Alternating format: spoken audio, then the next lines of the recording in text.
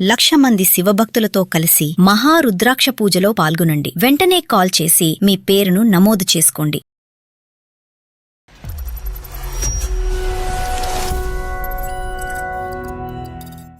అక్క పెళ్లికి కూడబెట్టిన డబ్బులు సార్, బంగారం కూడా పోయింది సార్. అయ్యో, మరి పోలీస్ కంప్లైంట్ ఇవ్వలేదమ్మా? మా తమ్ముడు మీద మేమే పోలీస్ కంప్లైంట్ ఇవ్వలేదు కదా సార్. పెళ్లి దగ్గర పడుతుంది, ఇంకా ఇంట్లో డబ్బు కనపడకపోవడంతో టెన్షన్స్ తో మా నాన్నగారికి హార్ట్ స్ట్రోక్ వచ్చింది మేడం.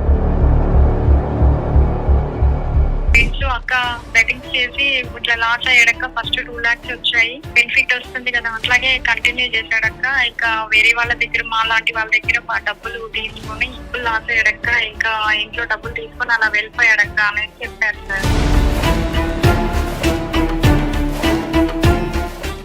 నేను హాస్పిటల్ నుంచి మాట్లాడుతున్నాను. నా పేరు డాక్టర్ కళ్యాణ్ చక్రవర్తి. మీ నాన్నగారు విషయం మీకు తెలుసా? సార్ ఇప్పుడు ఎలా ఉంది సార్ నాన్నకు? అక్కడి నుంచి అడుగుతారా?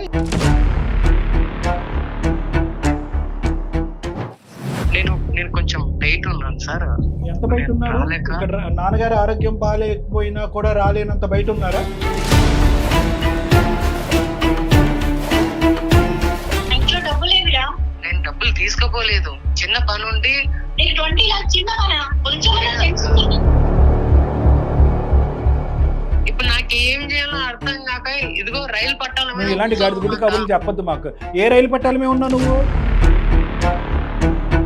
మీ నాన్నగారు ఆరోగ్య పరిస్థితి బాగాలేదు, చావు బ్రతుకు మధ్యన కొట్టిమిట్లాడుతున్నాడంటే కనుక ఇంట్లో డబ్బులు కాజేసింది పోయి పైపెచ్చి ఆ డబ్బులు సంపాదించడం గురించి వెనక్కి వెళ్ళానంటే డబ్బులు తీసుకుని మాట్లాడుకో బుల్షిట్.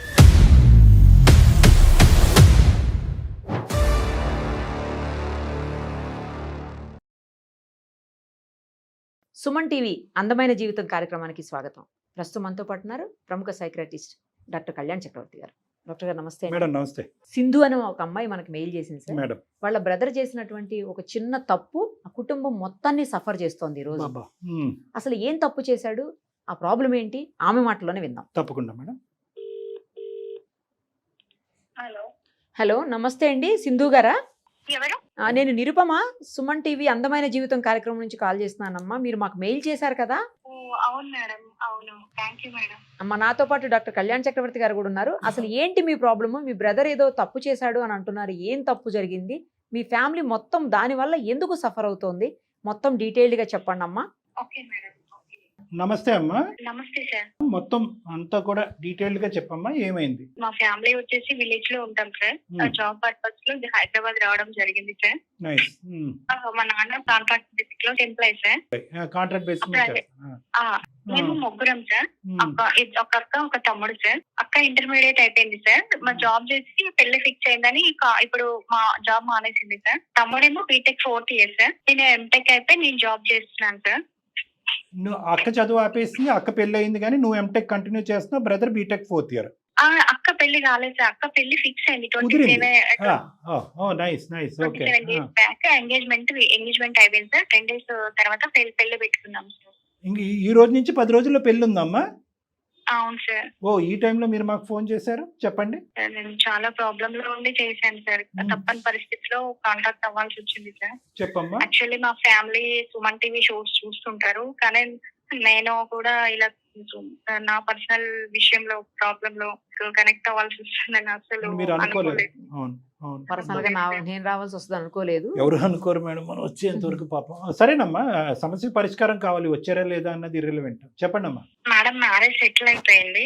అయితే మా నాన్నగారు కూడబెట్టిన డబ్బు కోసం మేము చూస్తుంటే డబ్బు ఇంట్లో లేదు మేడం. అయితే మా నాన్నగారికి టెన్షన్స్ అలా పెట్టుకుని పెళ్లి దగ్గర పడుతుంది, ఇంకా ఇంట్లో డబ్బు కనపడకపోవడంతో టెన్షన్స్ తో మా నాన్నగారికి హార్ట్ స్ట్రోక్ వచ్చింది మేడం. హార్ట్ స్ట్రోక్ వచ్చింది సార్. హాస్పిటల్లో అడ్మిట్ అయి ఉన్నారు. ఆపరేషన్ చేయాలంటున్నారు సార్. బైపాస్ సర్జరీ చేయాలన్నారమ్మా? అవును సార్. ఓకే, కాదు, డబ్బులు ఎవరు డబ్బులు అమ్మా ఇవి? నాన్నగారు కూడబెట్టిన డబ్బులు, పెళ్లి గురించి, అక్క పెళ్లి గురించి. అక్క పెళ్లికి కూడబెట్టిన డబ్బులు సార్. బంగారం కూడా పోయింది సార్. ఓ, ఏంటమ్మా, ఎంత అమౌంట్? 20 lakhs sir. బంగారం అమ్మా? ఒక 4 తులాలు ఉంటుంది సార్. అయ్యో, మరి పోలీస్ కంప్లైంట్ ఇవ్వలేదమ్మా? పోలీస్ కంప్లైంట్ అంటే మా తమ్ముడు కదా సార్, మా తమ్ముడు మీద మేమే పోలీస్ కంప్లైంట్ ఇవ్వలేము కదా సార్. అంటే మీ తమ్ముడే తీసుకెళ్ళాడా వాటిని? అవును మేడం. మాకు ఎలా తెలిసిందంటే వాడు ఇంట్లో కనపడట్లేదు మేడం. వాడికి ఫ్రెండ్స్ కి కాంటాక్ట్ అయితే వాళ్ళ ఫ్రెండ్స్ అక్క వాడు బెట్టింగ్స్ చేసి ఇట్లా లాస్ అయ్యాడక్క, ఫస్ట్ 2 lakhs వచ్చాయి, అదే బెనిఫిట్ వస్తుంది కదా అనేసి ఇట్లాగే కంటిన్యూ చేశాడక్క. ఇంకా వేరే వాళ్ళ దగ్గర మా లాంటి వాళ్ళ దగ్గర డబ్బులు తీసుకుని అలా బెట్టింగ్స్ ఆడాడక్క. ఇక డబ్బులు లాస్ అయ్యాడక్క, ఇంకా ఇంట్లో డబ్బులు తీసుకుని అలా వెళ్ళిపోయాడక్క అనేసి చెప్పారు సార్. అయ్యయ్యో కాదమ్మా, ఇవన్నీ మీకు చెప్పింది ఎవరు? వాళ్ళ ఫ్రెండ్స్ సార్, వాడి ఫ్రెండ్స్ చెప్పారు నాకు. మీకు ఇంత జరుగుతున్నా కూడా మీకు ఎవరికి సస్పిషన్ రాలేదమ్మా, డౌట్ రాలేదా? సార్ మా తమ్ముడి మీద మాకు డౌట్ ఎలా వస్తుంది సార్? అంతేలే, అది కూడా నిజమే. సరేలేమ్మా. కాదు, ఇప్పుడు అంటే అప్పులు చేశాడు అని అంటున్నారు, అదే మాత్రం చేసి ఉండొచ్చు, తీర్చాడా లేదా? లేదు సార్, లేదు. అప్పుల వాళ్ళు కూడా వచ్చి అడుగుతున్నారు సార్. మాకు ఏం చేయాలో అర్థం కావట్లేదు. ఇటు చూస్తే తమ్ముడు ఉన్నాడు సార్, ఇటు మేము ఆడపిల్లలం అయిపోయినాం. మా అక్క పెళ్లి ఫిక్స్ అయింది. అబ్బాయి వాళ్ళకి తెలిస్తే అసలు వాళ్ళు పెళ్లి కూడా ఒప్పుకుంటారో లేదు సార్ మా ఫ్యామిలీ ఇలా అనేసి. నెక్స్ట్ నేను కూడా ఒక ఆడపిల్లనే కదా సార్. మళ్ళీ నా పెళ్లి విషయంలో కూడా అన్నిటికంటే ముఖ్యం, నాన్నగారు హాస్పిటల్లో అడ్మిట్ అయ్యి ఉన్నారు, అతనికి సర్జరీ ఫిక్స్ అయ్యి ఉంది, అతని ప్రాణాల మీదకి వచ్చినటువంటి అంశం. ఈడేమో ఇంత బుర్ర తక్కువ పని చేశాడు. అమ్మ ఇప్పుడు వీడికి తెలుసా నాన్నగారికి ఒక హార్ట్ ప్రాబ్లం ఉంది, అంతకు ముందు నుంచే ఉందా లేదంటే ఇప్పుడు సడన్ గా వచ్చిన హార్ట్ ప్రాబ్లం ఇది? నాన్నగారికి హార్ట్ ప్రాబ్లమ్ వీడు వెళ్ళిపోయాక, మా తమ్ముడు వెళ్ళిపోయాక టెన్షన్ తట్టుకోలేక హార్ట్ స్ట్రోక్ వచ్చింది. లాక్స్ అడుగుతున్నారు సార్ సర్జరీకి. ఇప్పుడు నేను ఎక్కడి నుంచి తేవాలో నాకు అర్థం కావడం లేదు సార్. నేను మామూలు ఎంప్లాయ్ సార్. అసలు ఫోన్ చేస్తే కట్ చేసి పడేస్తున్నారు, లిఫ్ట్ కూడా చేయడం లేదు, ఒక్కోసారి కనెక్ట్ కూడా కావడం లేదు సార్. కాదు మరి వాళ్ళు ఎవరో ఫ్రెండ్స్ వాళ్ళు ఉన్నారు కదా, వాళ్ళ ద్వారా పట్టుకోలేకపోయారా? వాళ్ళకి కూడా తెలియదు అంటున్నారు సార్. మాకు కూడా తెలియదు అక్క అంటున్నారు సార్. సో ఈ అంటే మనకు ఉన్న అనుమానం నిజం కాకూడదని నేను అనుకుంటున్నాను. 20 లక్షలు కూడా ఆవిరైపోయి ఉంటాయిగా. లేదంటే ఫోన్ ఎందుకు ఎత్తాడు?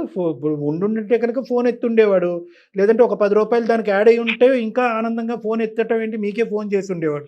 ఇదిగో 20 లక్షలు 21 లక్షలు చేశానని చెప్పి. ఇది కూడా ఆవిరయ్యి ఉంటాయి కదమ్మా. ఇప్పుడు వాడు దొరికితే ఎంత, దొరకపోతే ఎంత, అసలు ఏం జరిగిందో తెలుసుకుంటే మంచిది. అంతకంటే మనం చేయగలిగేది ఏముంది ఇక్కడ? సరే, నా అనుమానాలు వెళ్ళిపోవడము, డబ్బులు కనిపించకపోవడం కూడా అది కొంచెం అనుమానంగా ఉంది సార్. కానీ వాడు కనీసం ఫోన్ ఎత్తినా ఏంటి విషయం అనేది తెలిసేది సార్. అలా కదమ్మా, నీకు అప్పుల వాళ్ళు అడిగేటటువంటిది ఒక సబ్జెక్ట్ అయితే కనుక, ఆల్రెడీ తీసుకున్నటువంటి అప్పుల గురించి, ఇంట్లో పోయినటువంటి డబ్బులకు కూడా మీ బ్రదరే కారణం అనేటటువంటి విధంగా మనకి ఏమైనా డైరెక్ట్ ఎవిడెన్స్ గానీ ప్రూఫ్ గానీ ఉందా? వాళ్ళ ఫ్రెండ్స్ చెప్తున్నారుగా ఇంట్లో డబ్బులు కూడా తీసుకొని వెళ్ళిపోయాడు సార్. అది ఎవరు చెప్పారు అది మీకు?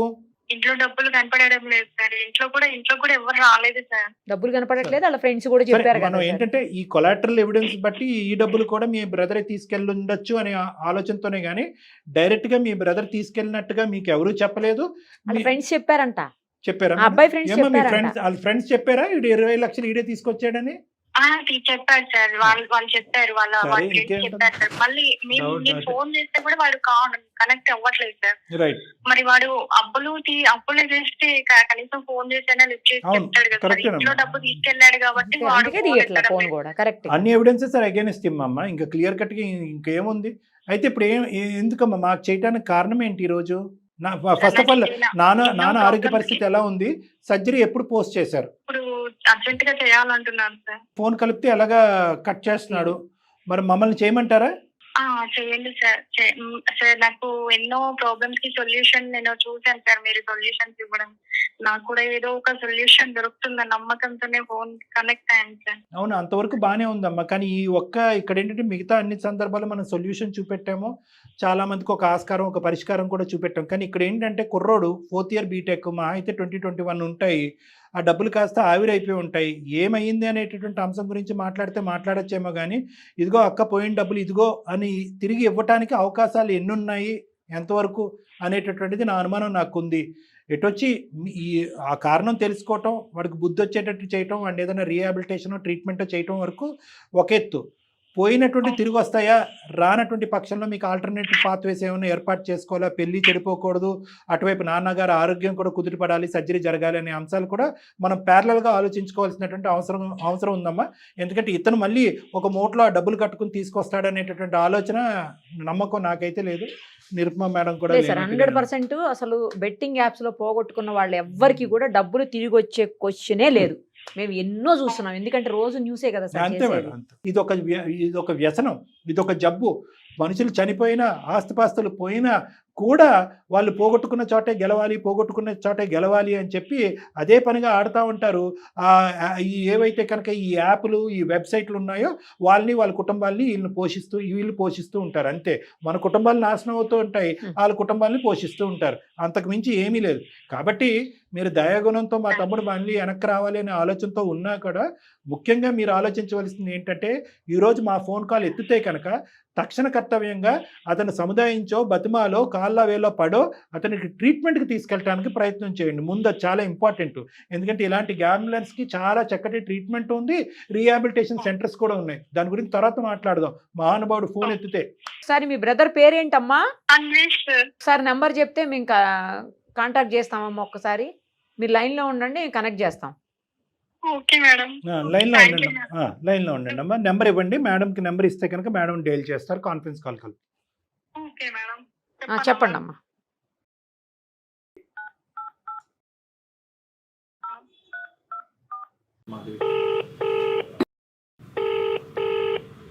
లిఫ్ట్ చేయట్లేదు, రింగ్ అవుతుంది కానీ. అదే మేడం, నాకు కూడా లిఫ్ట్ చేయట్లేదు మేడం. ఇద్దరు ఎవరిదో ఒకళ్ళ ఫోన్ ఇవ్వండి, మీ ఫోన్ నుంచి ట్రై చేద్దాం.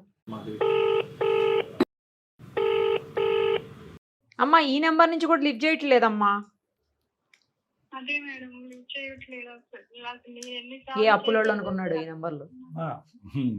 ట్రూ కాలర్ కనిపించే నోన్ నెంబర్సే ఎత్తి ఉంటాయి మ్యాజిక్. అన్నిటిలో ముద్రిపోయి చేయట్లేదమ్మా. ఒక 2 నిమిషాలమ్మా, మళ్ళీ ట్రై చేసి చూస్తాను. నేను టైమ్స్ ట్రై చేసి ఒకప్పుడు కనెక్ట్ అవుతే నీకు కనెక్ట్ చేస్తాను. కాసేపు ఉండమ్మా, లైన్ లో ఉండండి మీరు.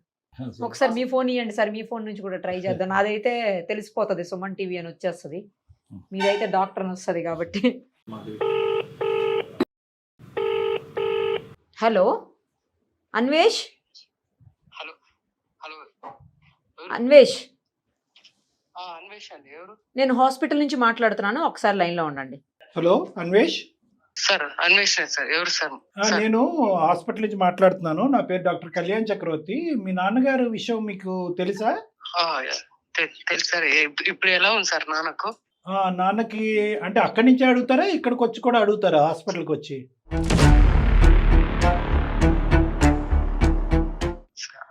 నేను కొంచెం బయట ఉన్నాను సార్. ఎంత బయట ఉన్నారు? ఇక్కడ నాన్నగారు ఆరోగ్యం బాగాలేకపోయినా కూడా రాలేనంత బయట ఉన్నారా?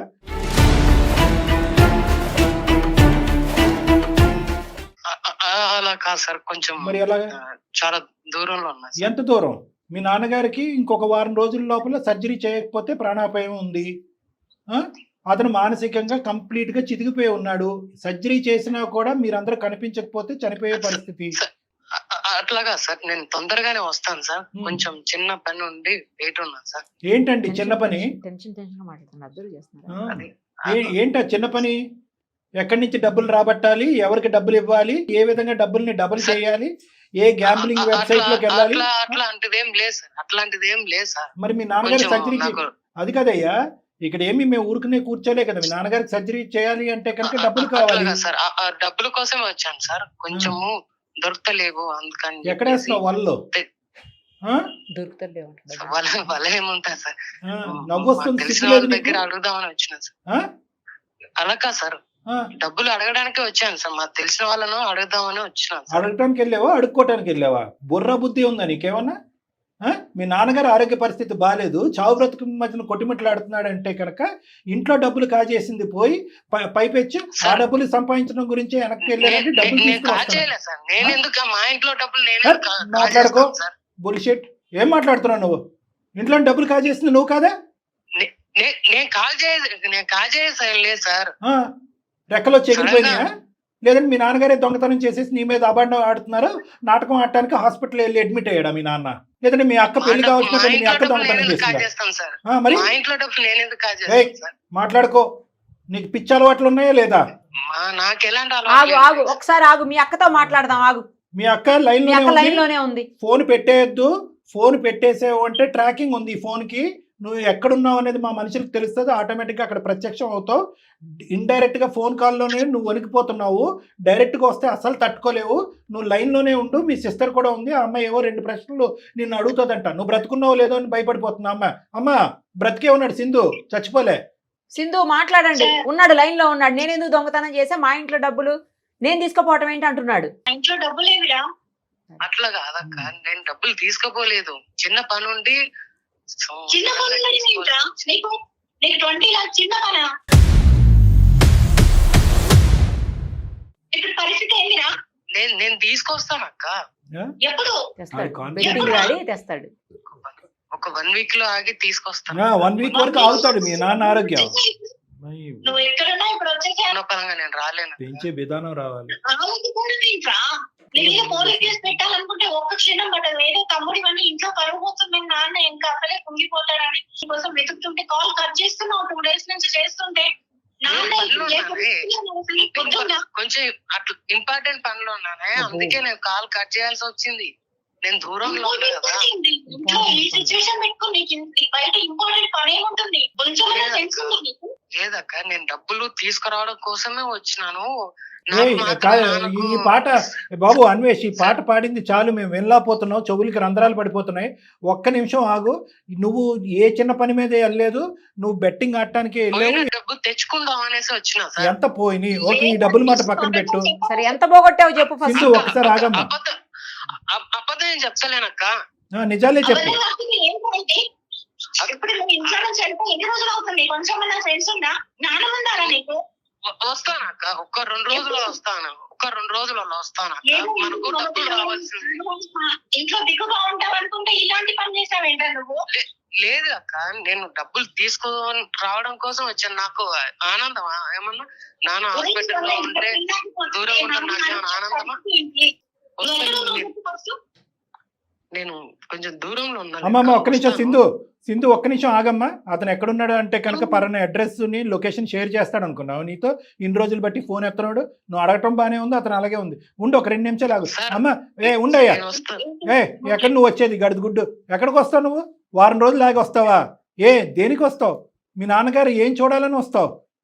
మీరు వారం రోజులు మించి బతకడు, సర్జరీ అయిపోతాయని చెప్పి డాక్టర్స్ చెప్పారు మాకు. లేదు సార్, డబ్బులు తీసుకురావడం కోసం వచ్చాను. అవి అమౌంట్ నాకు రావాల్సి ఉంది సార్. బ్యాంక్ లో ఉన్నాయి, డ్రా చేసి తెచ్చేయ్. సర్జరీ చేయించడం కోసం, అక్క పెళ్లి కోసం అనేసి చూస్తున్నాను. బాబు ఉండు, విను, నువ్వు వినటం కూడా అలవాటు చేసుకో. నీకు ఎక్కడైనా కూడా కొద్దిపాటి బాధ, భయము, భక్తి, కనికరం ఏమన్నా ఏ కోసానన్నా ఉందా?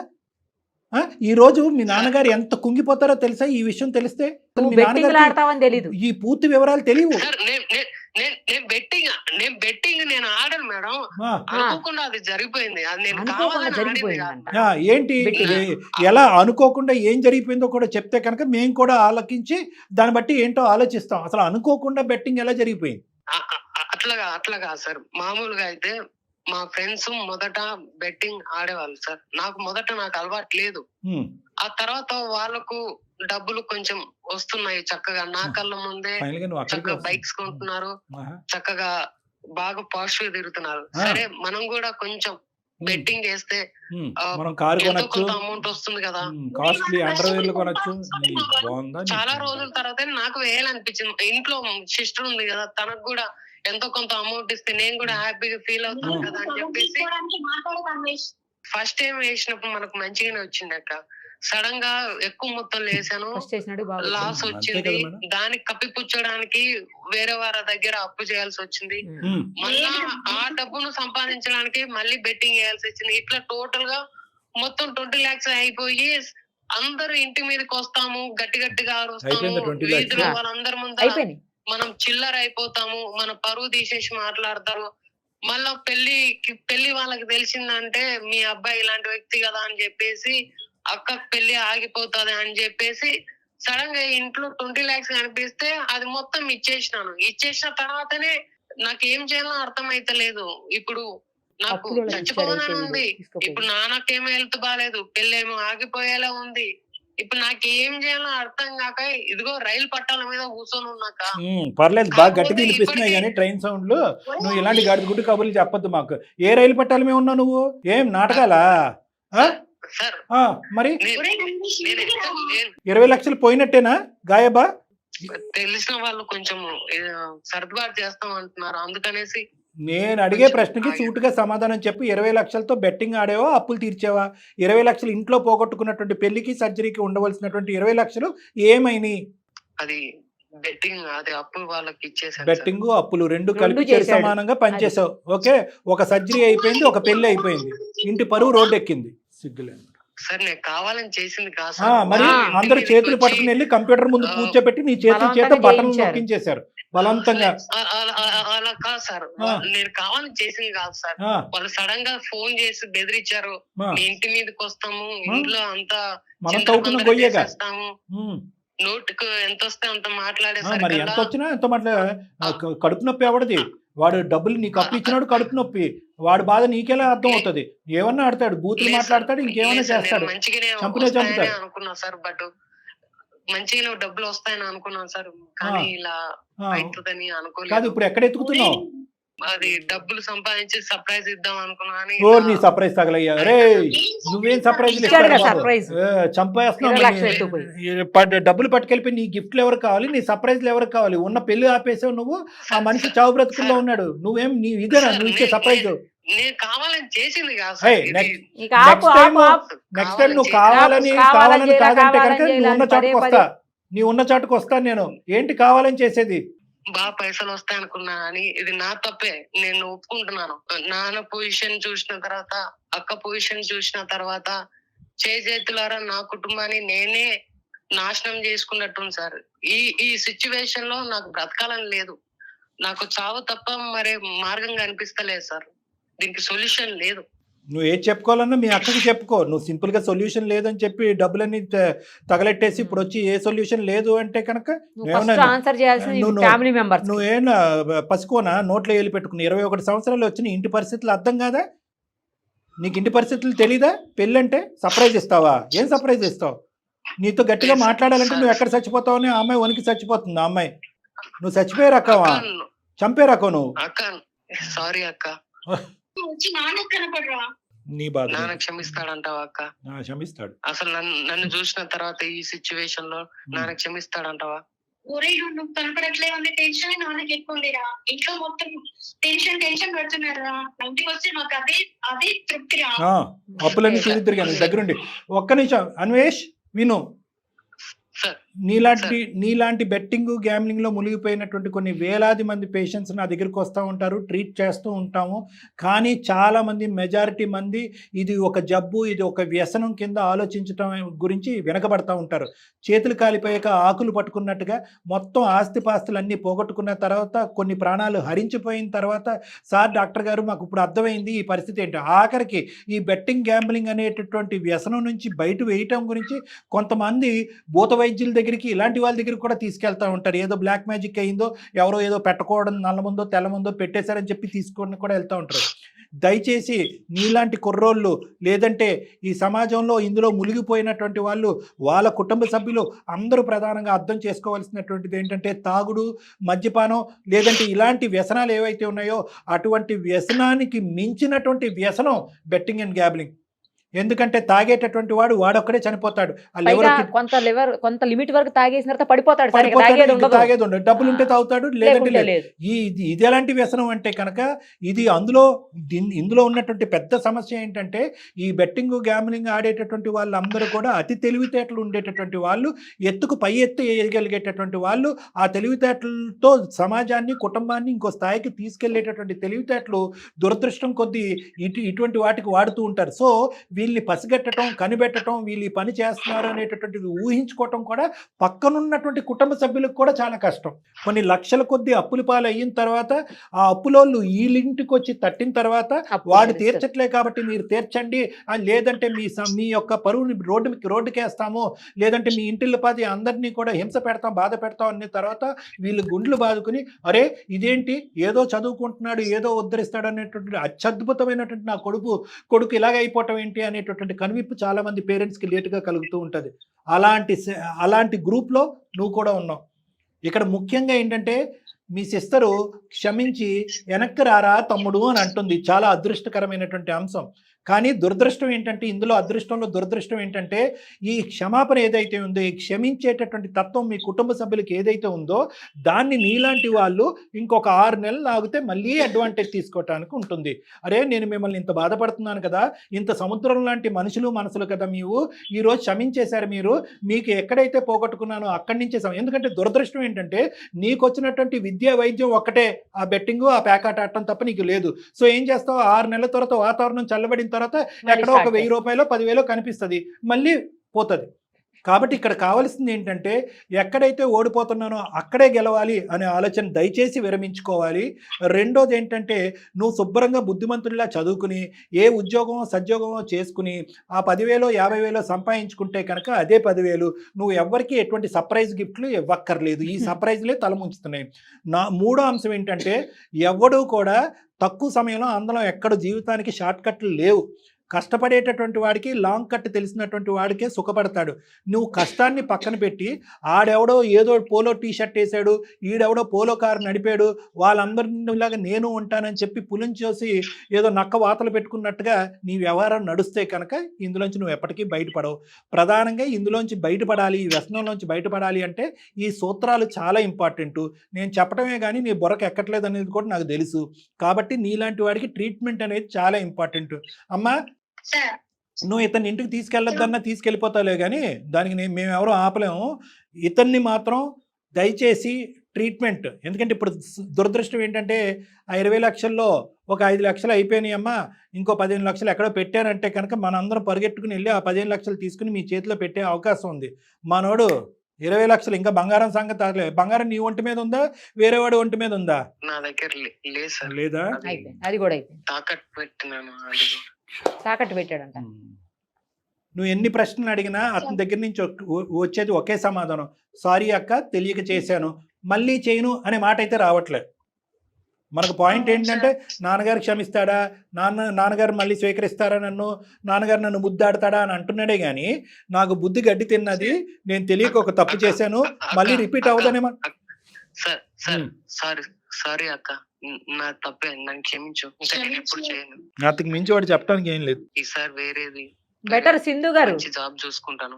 మీరు మీ బ్రదర్ ని తీసుకొని ఒకసారి సార్ దగ్గరికి రండి, ఆ ట్రీట్మెంటే కరెక్ట్ అతనికి. స్ట్రైట్ ఫార్వర్డ్ క్వశ్చన్, తెలివైన వాడు. ఏమైనా బ్యాక్లాగ్స్ ఉన్నాయి, ఏం లేవా? ఒకటి ఉంది సార్. ఒకటి ఉంది, ఓకే ఓకే, అది క్లియర్ చేసుకుంటావా? చేసుకుంటాను సార్. నువ్వు చేసిన తప్పేంటో నీకు అర్థమైందా? అర్థమైంది సార్. షార్ట్ కట్ లో డబ్బులు సంపాదించాలని ఆలోచన నాదే తప్పు. ఎవరికి సర్ప్రైజ్ గిఫ్ట్లు ఇవ్వక్కర్లేదు, పోయిన చోట ఎత్తుక్కోవటం అనేది పిచ్చి పని అనేది అర్థమైందా? అర్థమైంది సార్. పూర్తిగా అర్థమైంది సార్. రైట్. అమ్మ సింధు, సో ఇతను మళ్ళీ వెనక్కి వస్తాడు. I'm very sorry to say అమ్మా. అందమైన జీవితం అనేటటువంటి కొంతమందికి బుద్ధి చెప్పేటటువంటి పరిస్థితి వస్తుంది, కొంతమంది కౌన్సిలింగ్ అనేది చేస్తాము, కొన్ని జీవితాలు నిలబెడతాం, కానీ కొన్ని సందర్భాల్లో పోగొట్టుకుని తిరిగి తీసుకునేటటువంటి అవకాశం మన చేతుల్లో లేదు.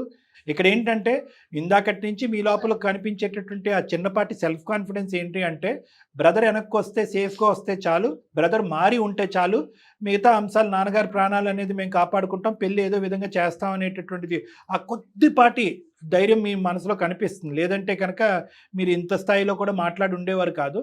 ఆ ఏర్పాట్లు అనేవి మీరు చేసుకోండి. బ్రదర్ అయితే ఇంటికి వస్తాడు, కానీ ఇక్కడితో కథ సుఖాంతం అని అనుకోవటానికి లేదు. మీ బ్రదర్కి కూడా ఆ పెళ్ళి ఎంత ఇంపార్టెంటో, మీ నాన్నగారి ఆరోగ్య పరిస్థితి మెరుగుపరచడం అనేది ఎంత ఇంపార్టెంటో, ఇతని మానసిక పరిస్థితిని మార్చేటటువంటి ప్రయత్నం కూడా చేయవలసినటువంటి ఇంపార్టెన్స్ ఇక్కడ కనిపిస్తుందమ్మా. అది అతి త్వరలో మీరు చేయాలనేది నా అభిప్రాయం. తమ్ముడిని తీసుకొస్తాను సార్, ఎలాగైనా మా తమ్ముడిని మార్చి మాకు ఇవ్వండి సార్. తప్పకుండానమ్మా. ఫస్ట్ మీ నాన్నగారి ఆరోగ్యం చూసుకోండి అమ్మా. ఇది వీలైనంత వరకు గోప్యంగా ఉంచండి ఈ అంశాన్ని, ఎందుకంటే పెళ్లి అవతల వాళ్ళకి ఎవరైతే ఇల్లు వేరే ఇంట్లోకి వెళ్ళవలసినటువంటి మీ అక్క గబుక్కని ఈ అవమానంతో వెళ్ళి ప్రయాణం చేసేటట్టయితే కనుక అది మరీ పరువు తక్కువగా అనిపిస్తుంది. ఇలాంటి ఇంట్లో మనం మా అబ్బాయిని ఇస్తున్నాం అనేటటువంటి ఆలోచన, రకరకాల మాటలు రావడానికి అవకాశం ఉంది. గోప్యంగా ఉంచండి, ట్రీట్మెంట్ ఇప్పించండి, పెళ్లికి కావాల్సినటువంటి డబ్బులు ఏర్పాటు చేసుకోండి, తక్షణ కర్తవ్యంగా సర్జరీ కొనసాగించండి అమ్మా. నేను చెప్పినవి అర్థమైనాయి కదా? వేరే సోర్సెస్ కాదు, ఈ ప్రాబ్లమ్స్ నుంచి గట్టెక్కడానికి వేరే సోర్స్ ఉంది కదా మీకు? ఉంది సార్. లోన్ తీసుకుంటాను. ఇంట్లో కూడా కొంచెం గోల్డ్ ఉంది సార్. అది ఇది మన సర్దుబాటు అవుతుందేమో సరే చూస్తాను. అది ఆలోచించుకోండి. కానీ ఇప్పుడు ఆ సోర్సెస్ ఉన్నాయి కాబట్టి చాలా సంతోషం అమ్మా, భగవంతుడు చూపినటువంటి దారి. దయచేసి ఇప్పటికీ కూడా మీ బ్రదర్ని పూర్తిగా నమ్మేటటువంటి అవకాశం లేదు. ఆ సోర్స్ ఆఫ్ ఇన్కమ్స్ ఏవైనా కూడా ఈ మహానుభావుడికి డిక్లేర్ చేయకండి. ఇలా మాట్లాడుతున్నానని ఏం అనుకోకండి. లక్ష పోయిన తర్వాత అమ్మ నీ మీద ఒట్టు నాన్న మీద ఒట్టు అని అంటారు, మళ్ళీ ఒక కట్ చేస్తే మళ్ళీ కొన్ని రోజుల్లో. ఎందుకంటే ఆ వ్యసనం అలాంటి తప్పు మీ తమ్ముడిది కాదు, డబ్బుది తప్పు, ఆ వ్యసనాన్ని ఆ తప్పు. కాబట్టి ఆల్ సోర్సెస్ ఆఫ్ ఇన్కమ్ అనేది గోప్యంగా ఉంచడానికి ట్రై చేయండి. ఇతనికి పూర్తిగా ట్రీట్మెంట్ వైద్యం జరిగేంత వరకు ఇతనికి financial access including mobile access కూడా లేకుండా, మొబైల్ ల్యాప్టాప్ యాక్సెస్ లేకుండా చూసుకోవటం కూడా చాలా ముఖ్యం. ఓకేనమ్మా, జాగ్రత్త. రైట్ అమ్మా, అర్థమైంది సార్. ఎక్కడి నుంచి లోన్లు వస్తాయన్న ఆస్పెక్ట్ ఒకటే వింటున్నట్టున్నావు, అది వినొద్దు. మిగతా విను, మేము చెప్పినవన్నీ విను. ఓకేనా? ఎలా డబ్బులు వస్తాయని ఓకే సార్. ఇంట్లోకి ఎలా డబ్బులు వస్తాయని వెయిట్ చేసి. సరే, నువ్వు తొందరలోనే నన్ను వచ్చి కలవాలి. ఓకేనా? Okay sir. నన్ను కాకపోయినా మీ దగ్గరలో ఉన్న సైకాట్రిస్ట్ అన్న కలు, దానికి సంబంధించినటువంటి ట్రీట్మెంట్ కౌన్సిలింగ్ ఉంటుంది అందులో. అది కూడా జత కలిపితేనే నువ్వు గట్టెక్కుతావు. All the best. ఓకేనా? Okay sir. జాగ్రత్త అమ్మ, ధైర్యంగా ఉండు. థ్యాంక్ యూ, బాయ్ అమ్మ. అది సార్ బెట్టింగ్. నిజంగా రోజు చాలా కేసులు వింటున్నాం సార్, కానీ ఇంత దారుణంగా అసలు అమ్మాయి పాపం. ఎన్నో చాలా చక్కటి ట్రీట్మెంట్ వచ్చింది మేడం, చక్కటి ట్రీట్మెంట్ ఉంది, కౌన్సిలింగ్ ఉంది. కానీ దురదృష్టం ఏంటంటే ఏ స్థాయి వరకు ఆ కుటుంబాలు మునిగిపోతాయి అంటే కనుక ట్రీట్మెంట్కి వెళ్ళటానికి కూడా డబ్బులు హెల్ప్ లేనటువంటి పరిస్థితిలోకి నెట్టివేయబడతాయి ఇలాంటి వాళ్ళ వల్ల. Madam right, thank you. Thank you madam. నమస్తే.